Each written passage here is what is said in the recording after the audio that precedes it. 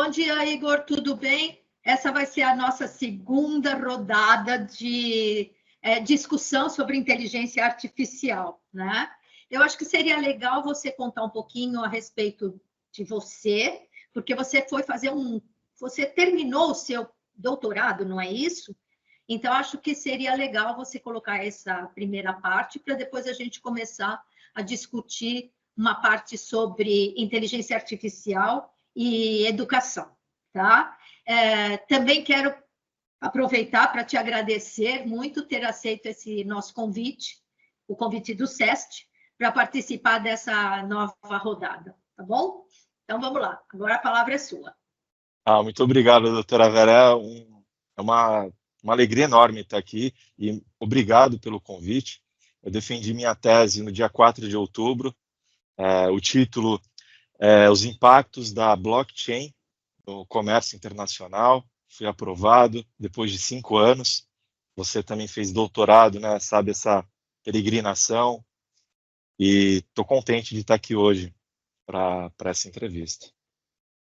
Oh, muito legal. Eu acho que eu vou também te convidar para mais uma outra entrevista, fora esta, porque me interessa muito saber sobre blockchain. Eu acho que também é um assunto que está bastante, vamos dizer assim, na crista da onda. Os velhos dizem, né? Na crista da onda, eu como já estou nessa idade, na crista da onda, então acho que valeria a pena também a gente discutir isso. Tá bom? Tá ótimo, prazer. Ok, então hoje vamos começar com o que você acha, ou como você reage a esta ideia de que a inteligência artificial está dominando as várias áreas do conhecimento e vamos especificar na educação. Como você vê a inteligência artificial sendo utilizada na educação? Ela vai substituir o professor ou você acha que não? Eu acho que substituir é algo inimaginável hoje e nos próximos 10 anos, para responder bem diretamente. Eu vejo ela como um copiloto, né, e o comandante do avião é o professor. E é até possível inverter esse papel. Por exemplo, numa viagem de avião, o comandante adoece e é por isso que tem o copiloto, para ele ir lá e assumir, mas jamais substituir, né? Eu vejo que o propósito que o aluno, o discente tem ao olhar, admirar aquele engajamento, aquela inspiração, é o professor que dá e não uma máquina. Isso eu acho que vai ser muito difícil. Um aluno, olha, eu decidi fazer medicina porque estava conversando com o chatbot, com o GPT. Não, eu estava falando com a Vera, vi uma aula da Vera, ela me inspirou e por causa da Vera eu decidi cursar medicina e hoje eu sou uma médica. Uhum. Mas você acha que atualmente os professores, vamos dizer assim, de todos os níveis, tá? Não vou especificar apenas os da universidade, mas os professores em geral, você acha que eles estão preparados para utilizar a inteligência artificial com os alunos? E se sim, em que aspecto? Se não, o que falta? O que está limitando a fazer uso da inteligência artificial em suas aulas?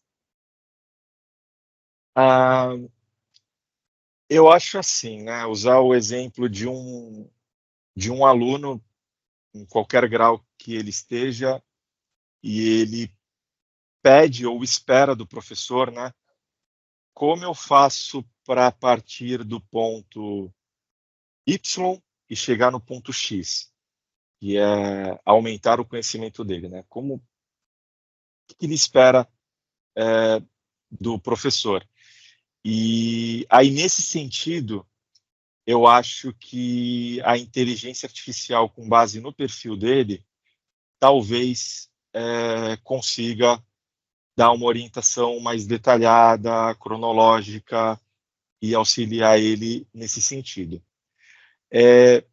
Agora, partindo para a sua pergunta, né, de um professor que ele vai passar por essa transição de não usar IA para usar IA.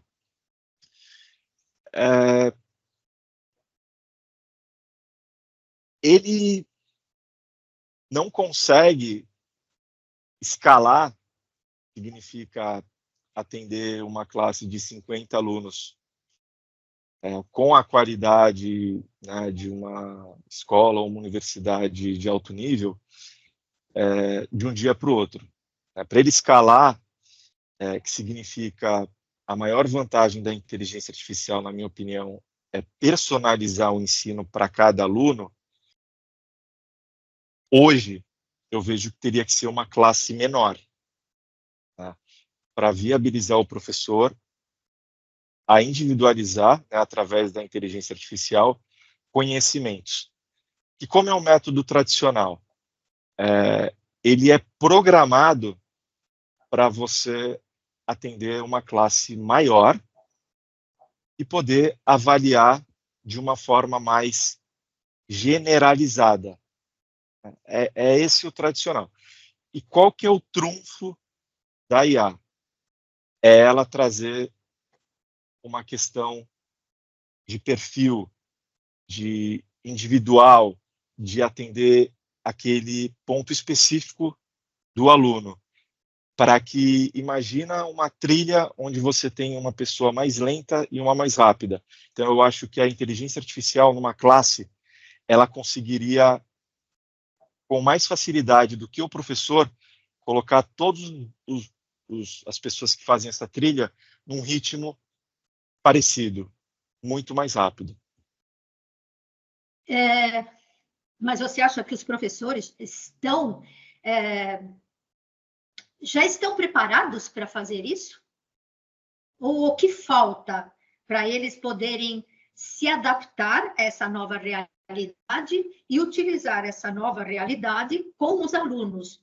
Porque me parece que existe um grande medo dos professores em imaginar que a inteligência artificial pode substituí-los. Então, eles parecem que colocam, pelo menos uma grande maioria de professores, coloca à parte. Isso, sempre que aparece alguma coisa nova, os professores tendem a não entrar de cabeça logo de cara, a ficar meio que, né, esperando, aguardando para ver o que acontece.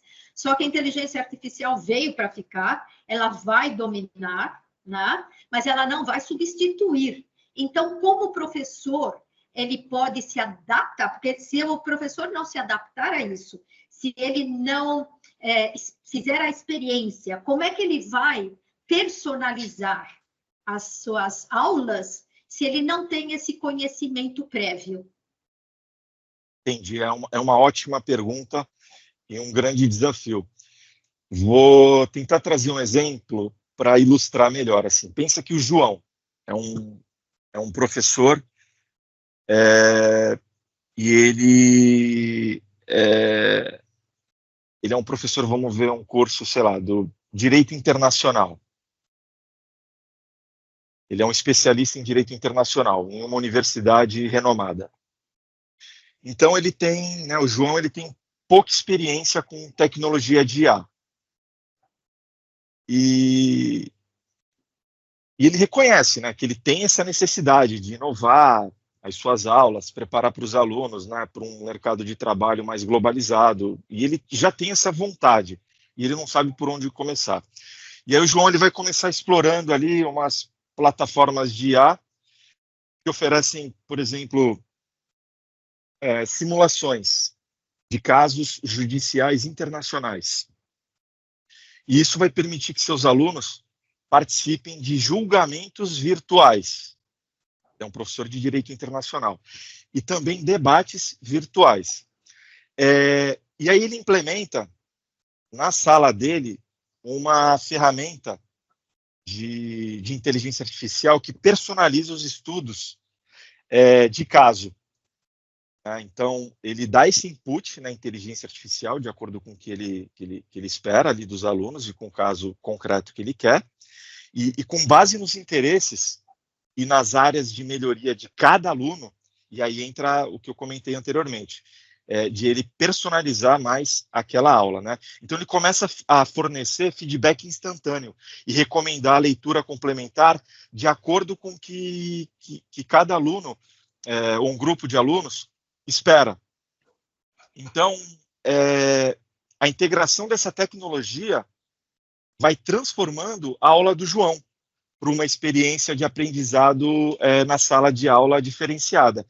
E aí, qual que é o resultado disso, Vera?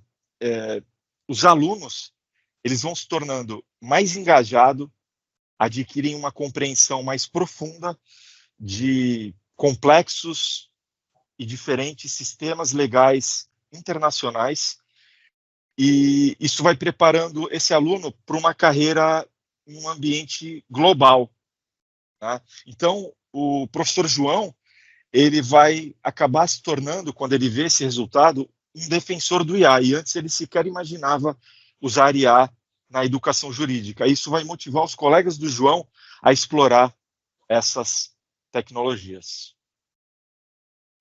Tá, então você parte do pressuposto de que o professor, então, ele se aventura a fazer a tentar usar, a princípio, a IA com os seus alunos, então ele dirige, ele seria o que conduz os alunos a fazerem tal pesquisa, e a partir disso é que ele vai desenvolvendo a tal da personalização que você está chamando para cada um deles. Então, vendo a partir do interesse do aluno naquele determinado assunto ou daquele determinado caso, digamos assim, é que cada aluno vai se aprimorando na IA, e ele também, por outro lado, através, quer dizer, ele fornece para os alunos algum equipamento e os alunos dão o feedback para ele e ele vai se retroalimentando. Seria alguma coisa nesse sentido?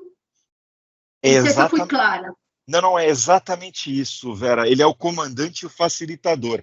Então, sem input, não tem output do chat GPT, por exemplo, né, de algo com qualidade. Então, ele é o comandante, ele é o professor, ele é o facilitador. Ele, de acordo com o que ele vê dos seus alunos, ele traz o input para a inteligência artificial. Então, este exemplo que eu dei, ele destaca como a IA pode ser uma ferramenta poderosa nas mãos de professores visionários, né, que vai permitir oferecer uma educação personalizada. Mas para ter essa personalização, ele, né, o comandante, o professor, ele precisa fazer um input, né, para ter essa interação mais profunda. Então, o João, o exemplo que eu dei, independentemente da disciplina, né, essa integração da IA, ela pode transformar a experiência educacional e preparar esses alunos não apenas aí para o sucesso acadêmico, tá, mas também equipando esse aluno com habilidades aí cruciais para o futuro dele. Tá? E você trouxe alguma coisa a respeito das leituras, né? Que a partir do que os alunos vão trazendo, o professor disponibiliza, seria a fase do professor apresentar para os alunos essas novas leituras, ou permitir, e aí eu faço um grande parênteses, que a própria inteligência artificial traga essas novas possibilidades de aprofundamento de um determinado tema. E aí eu coloco mais um ponto, que eu vejo que é o ponto-chave. A inteligência artificial garante as referências que ela dá, ela produz? Esse aí é um... Essa é uma pergunta bem... isso aí é um ponto de muita preocupação, né? Eu gosto muito de utilizar metáforas do mar, né? Pensa que no mar a gente tem o mau tempo, tem tubarão, tem o fenômeno do El Niño. Então, quando você, até com a maior tecnologia que os navios têm hoje, né, de serem autotripulados, você não tem uma tripulação a bordo de um navio, e é comprovado que esse navio ele é mais seguro do que o navio tripulado. Então, mesmo esses casos, né, e com todos os recursos que tem, você tem acidentes aí no mar, né? Então, eu vejo essas turbulências como esses conflitos éticos e essa questão que você colocou da autenticidade aí dos trabalhos, né?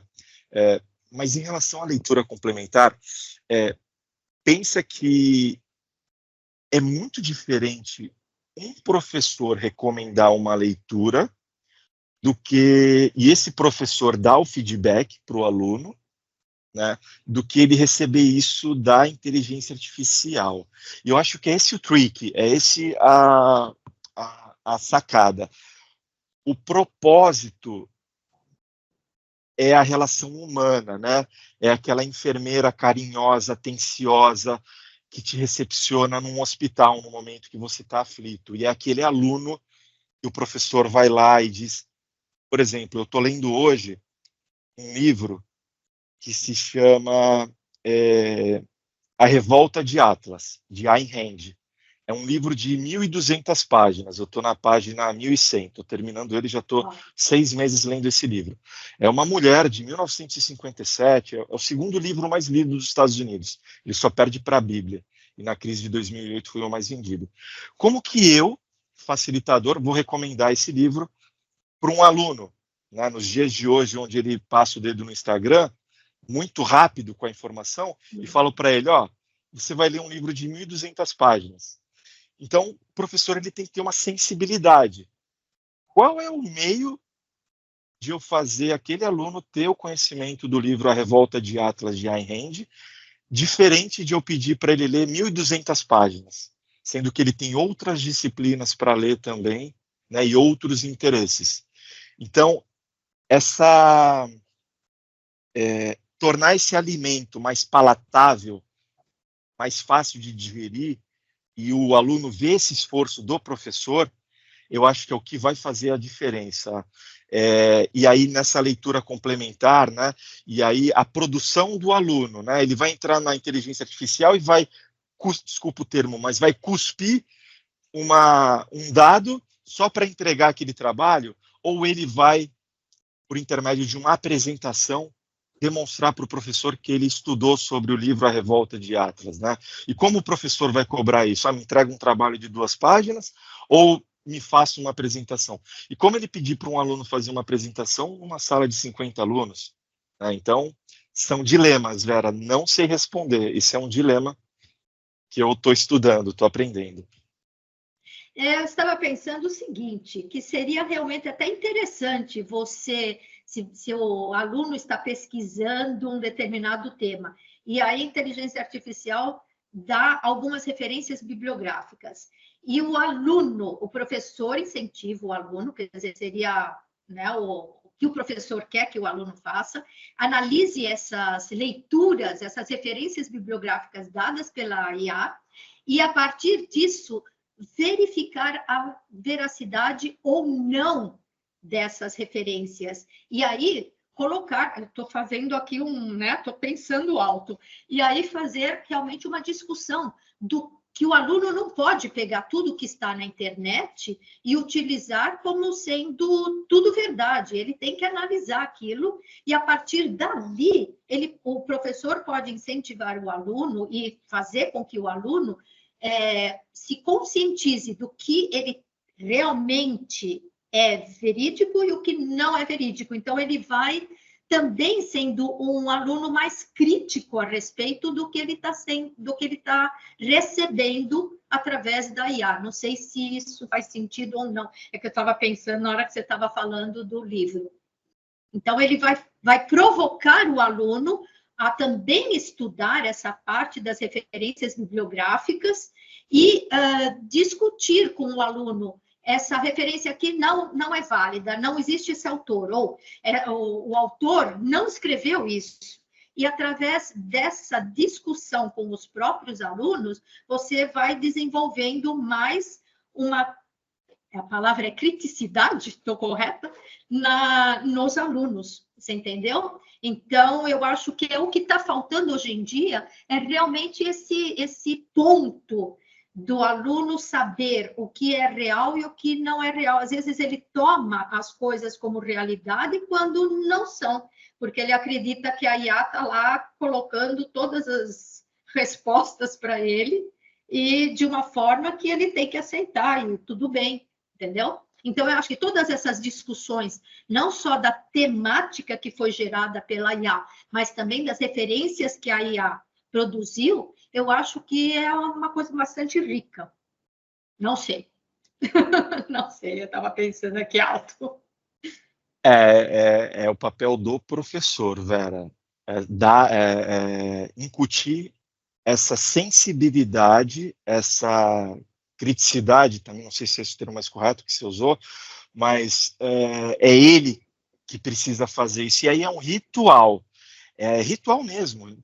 Tipo, quando você vai num ritual e ele acontece, por exemplo, vou dar o exemplo de um ritual. Olha, sabe quem é o Bill Gates, fundador da Microsoft?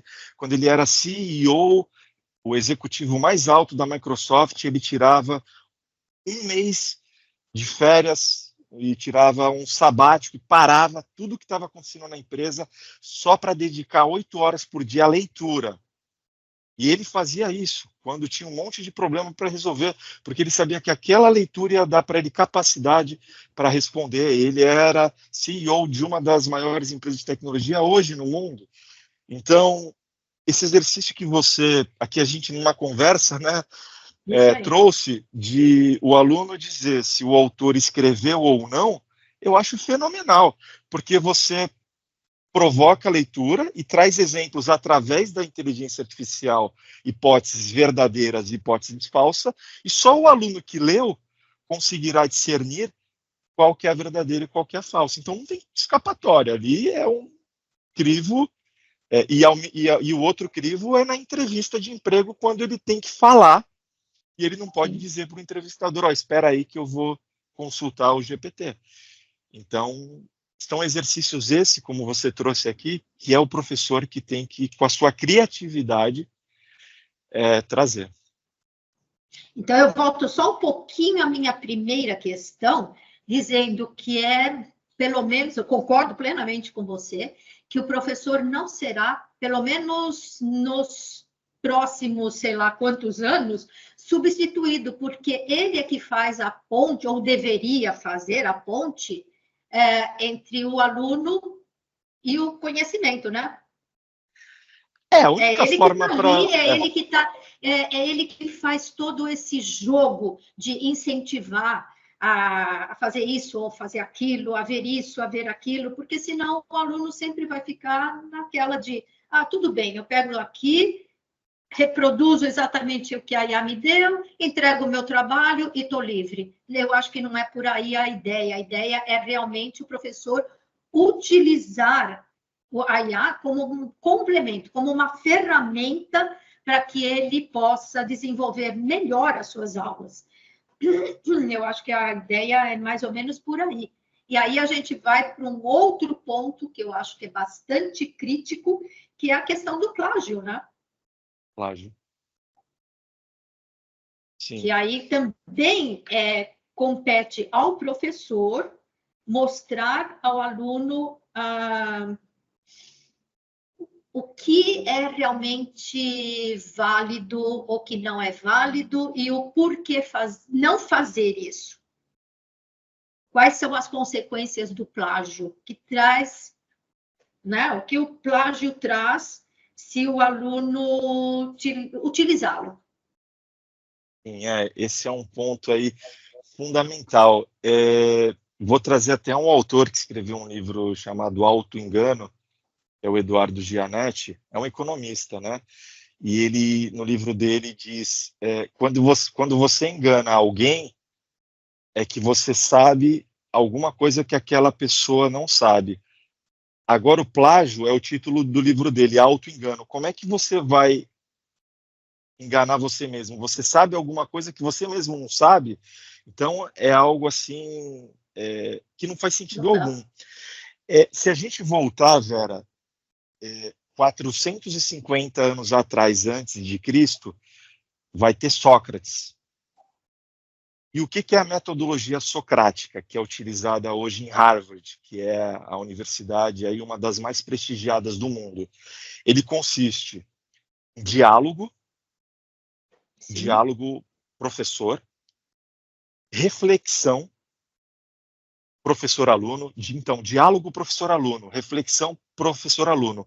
Então, se você não tiver essas duas etapas da metodologia socrática, diálogo e reflexão, você não vai atingir o objetivo da metodologia socrática, que é o quê? A descoberta. Então, diálogo, reflexão e descoberta. Se o aluno for direto na resposta do chat GPT entregar o trabalho e não passar por esse que eu chamo de ritual, né, de diálogo, reflexão e descoberta, ele não vai atingir o objetivo dele, que é, por exemplo, apresentar para uma audiência, participar de uma entrevista, desenvolver o raciocínio, que nem você muito bem falou, autocrítico. Né? Então, eu acho que o professor Eduardo Gianetti, de economia, quando ele escreve o livro Auto-engano, ele traz muito bem essa história, né, de como você vai conhecer algo que você mesmo não conhece e enganar a si próprio. Então, eu acho que o plágio cabe ao professor, novamente, criar esse ambiente para dizer para o aluno, né, logo no início das suas aulas, é você que está se auto-enganando. Você não vai me enganar, você vai se auto-enganar. E ele assumir realmente, eu não tenho a capacidade plena de perceber o plágio. Você ganhou. Se quiser me enganar, você vai me enganar. Mas você vai perder o seu bem mais precioso, aluno, que não é o seu dinheiro, é o seu tempo. Você não consegue voltar no tempo e ser você mesmo nesse instante. Então, aproveite seu tempo.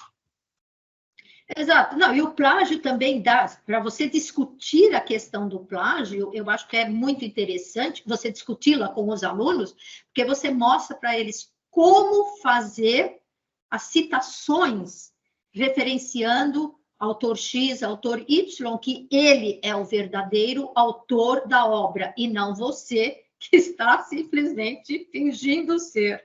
Então, eu acho que, mesmo a gente pensando pelo lado negativo da coisa, dá para você produzir coisas positivas. Então, tudo compete ao professor, né? De fato, ao professor, como ele encaminha as suas aulas, como ele complementa as suas aulas, como ele tenta. Hoje em dia, eu acho que está sendo bastante difícil o professor motivar os alunos. Os alunos estão meio que desmotivados, eu não sei por quê, se é o mundo que está assim, mas essa tentativa de motivar os alunos é o que faz a grande diferença do professor A para o professor B, certo? E é daquele professor que se envolve mais com seus alunos, aquele professor que se aventura a aprender coisas novas o tempo todo, e não aquele que leva para a sua sala de aula aquele livrinho assim, aquele seu caderninho que já está até amarelo, não?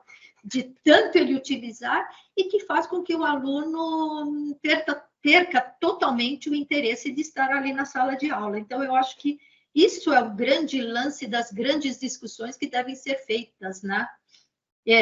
Com as várias possibilidades que o mercado apresenta, né? Principalmente agora da inteligência artificial e tudo que vem com ela, né? Exatamente, Vera. Eu acho que esse ponto de motivar os alunos, ele é crucial. E aí, para a gente entrar aqui no como, que a gente fala muito sobre isso, mas como? Volto para a história da enfermeira, que vai lá e toca no seu ombro e olha no seu olho. É isso, dá trabalho. O professor, ele entrar numa lista de nomes e ver, né, o João, o Ian, a Carol, e falar, poxa, eu terei hoje oportunidade de ensinar algo para essas pessoas, e chegar lá e perguntar o seu nome, interessar pelo aluno. Então, é isso que é trazer motivação. E aí o professor, ele é o responsável por trazer repertório para esse aluno. Tá? Não é a inteligência artificial. O repertório é o professor. E aluno com repertório é aluno que vai desenvolver crítica. E o objetivo do professor é que o aluno saia mais crítico, né? Então, eu acho que ele tem que pisar com o pé direito na classe e dizer: utilizaremos a inteligência artificial, ela é nossa aliada, tanto seu como meu. Mas eu acho que aquele caderninho de folhas amarelas dá para combinar com esse Sim. conhecimento atual, porque ali tem repertório também, né? Mas ele não pode também pisar com o pé esquerdo na classe e abrir um código, sei lá, o regulamento aduaneiro, que tem 820 artigos, e começar a folhear e ler um daqueles artigos para os alunos, sem saber o nome dos alunos, sem ter a interação. É difícil você trazer motivação dessa forma, né? Muito, muito. Falando sobre essa parte de afetividade, eu fiz uma entrevista com a doutora Nelly Deutsch. Acho que foi uma das minhas últimas entrevistas, e ela fala exatamente isso. Ela trata da parte de inglês, né? Ela trabalha com TESOL, e ela fala da importância dessa afetividade, que se perdeu ao longo do tempo, né? Ela vai se perdendo cada vez mais. E isso também talvez tenha sido gerado pelas classes que são imensas, né? Então, é difícil você lidar com uma classe de 100 alunos e você ter o mesmo tipo de interação que você tem numa classe pequena, né? Então, tudo isso são questões que devem ser pensadas, refletidas, para que elas possam ajudar o professor a melhor desempenhar na sala de aula, né, com os seus alunos. Sim, e se você me permitir, Vera, eu pensei em a gente ir aqui para um último bloco da nossa entrevista e falar um pouco sobre a instituição de ensino, que é quem auxilia o professor a atingir o objetivo, né? Então, o que ela pensa sobre isso, né? Então, assim, vamos imaginar, num exemplo, é, e aí a gente vai aqui explorar, né? Como essa instituição, né, de ensino, ela pode se adaptar às inteligências artificiais e, consequentemente, dar subsídios para esse professor também, né, motivar o professor para que ele motive o aluno, né, como ele alcança esse dificílimo e ultrapassa esse desafio. Então, você tem a universidade, de um lado, que ela é inovadora, e tem, do outro lado, uma universidade tradicional. Então, imagina essas duas universidades, né? Uma integrou completamente a IA nas suas práticas educacionais, e a outra tem um modelo mais convencional. Então, quais os prós e os contras, né? Então, a primeira, que é mais inovadora, ela vai entrar, eu acho que é o principal trunfo da inteligência artificial, que é qual? Personalização do aprendizado. Então, ela consegue auxiliar o professor para atingir esse objetivo, o ensino personalizado, que é o sonho, né, da universidade. Então, ela vai utilizar a IA e aí se adaptar a cada aluno individualmente e vai garantir que esse aluno ele possa aprender no seu próprio ritmo. Aquela história, né, da trilha. Ele não precisa ser o primeiro da trilha, ele pode ser o último, dentro do seu ritmo, né? E aí, nesse percurso, o professor vai identificando qual que é o ponto forte desse aluno, e talvez o aluno que começou a trilha em último vai ser o aluno que vai chegar no final da trilha em primeiro, graças ao professor. Como ele faz uma avaliação desse aluno, entrando nas questões, né, de produção, de plágio, o que ele vai ter que fazer? Ou ele pode fazer, né? Avaliar continuamente esse aluno, não uma prova no final do semestre. Não vai chegar lá no final da trilha e ver que aquele aluno é o último da trilha. Ele vai dando feedback contínuo para esse aluno, né, na medida que vai de aula em aula, por exemplo. Isso vai ajudar a retenção do conhecimento, esses feedbacks com maior frequência. E a inteligência artificial pode ajudar o professor a dar esses feedbacks de maneira mais contínua e tirar ele dessas atividades burocráticas que muitos professores têm.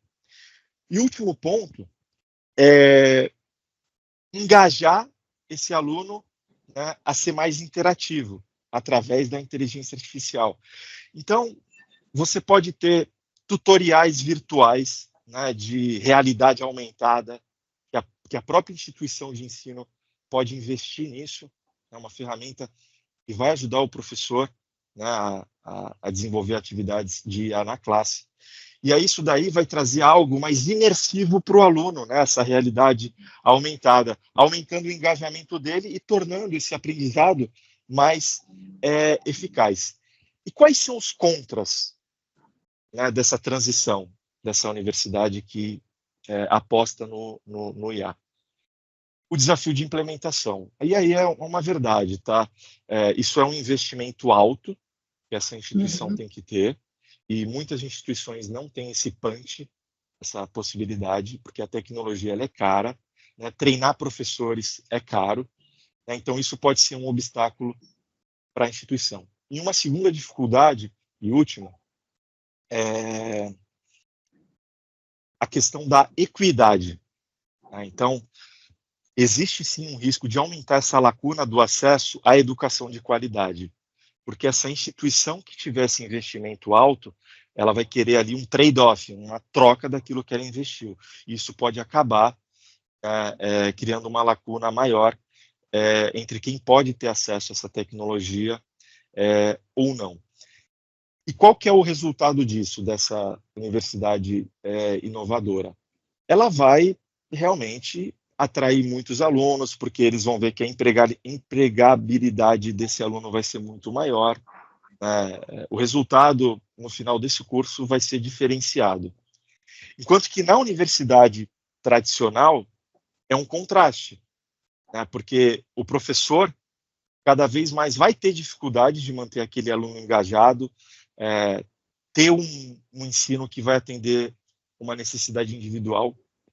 Com a universidade inovadora do lado, cada vez o aluno vai ficar mais desmotivado com o ensino tradicional, daquela instituição / professor que não se adaptar. Então, Vera, eu acho que em muitos aspectos da vida não é bom comparar, mas nesse aspecto eu acho que é sim bom comparar. Como está o patamar de uma universidade inovadora e de uma tradicional. E aí, dando o exemplo de Harvard, novamente, é uma universidade super tradicional e que, não obstante, aplica, né, tem aplicado aí, sobretudo durante a pandemia, tecnologias super voltadas à IA. É isso aí, eu acho que a gente já teve uma boa conversa hoje a respeito disso. Vamos continuar essa conversa, que eu acho que é bastante produtiva. E, bom, e quero convidá-lo de novo para outras entrevistas, porque eu acho que isso ajuda bastante as pessoas a refletirem a respeito do que está acontecendo. Podemos até ampliar, não só para o campo da educação, que foi o que a gente fez hoje, mas para outras áreas do conhecimento. Esse seu estudo, seu doutorado, eu acho que é bastante interessante para a gente discutir alguma coisa a respeito, porque eu acho que é um tema também que está em voga, e aí a gente vai complementando as coisas. E, mais uma vez, em nome do SEST, eu agradeço muito você ter aceito essa entrevista neste dia. Obrigado e parabéns a você e ao SEST por dedicarem aí, né, o tempo e uma qualidade tão grande em produzir artigos científicos, entrevistas. É muito bom ter isso. Parabéns. Ok, obrigada. E